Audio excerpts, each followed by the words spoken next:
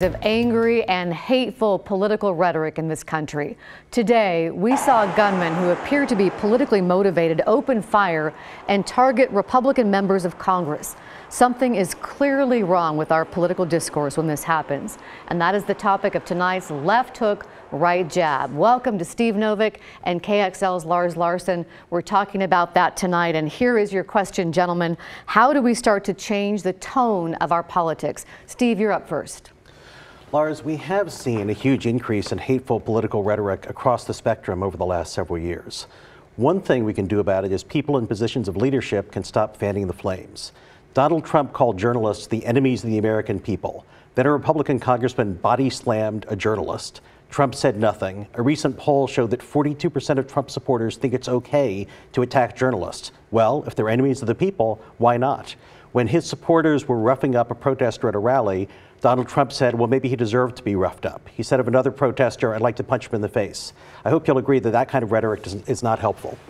Steve, rhetoric isn't what hurts people, it's actual acts of violence. And most of the acts of violence during the 2016 political campaign were committed by opponents of Donald Trump, and the same is true today. If you want to talk about angry political rhetoric, what about the president 7 years ago, Barack Obama, who said we will punish our enemies and reward our friends? Well, some of that is still going on today. Today, what happened in Northern Virginia was an act of political terrorism. This man hated Trump, he hated his supporters, and he hated Republicans. He said, and I'll quote from his website, that Republicans are the American Taliban, a terrorist group. He also said that Trump and company need to be destroyed. And then he went to a ball field and he tried to murder people. Thankfully, 2 brave cops stopped that from happening. Well, there's certainly plenty of right-wing terrorists as well. There was the alt-right guy in Maryland a few weeks ago who murdered a black Army lieutenant. There was the guy who opened fire in Minnesota on a group of Black Lives Matter protesters. But the difference is you don't see Bernie Sanders embracing violence and violent rhetoric.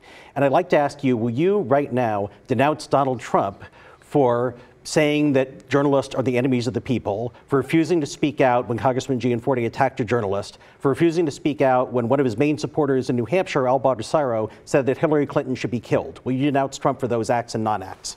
You know, I'm not going to denounce Donald Trump for saying that journalists are the enemy, because sometimes when they don't tell the real story and the full story of the American public, journalists do become the enemy of the American public. As for the congressman from Montana, he had an individual dispute and he was wrong. And he said he was wrong the very next day. The problem is we do see most of the political left behind most of the violent protests that have gone on in Portland and Seattle and other cities around America. They march in the streets, they set fires, they attack the cops, they break things, they create damage, and they put lives at risk. And that is all coming from the political left, Steve, like it or not.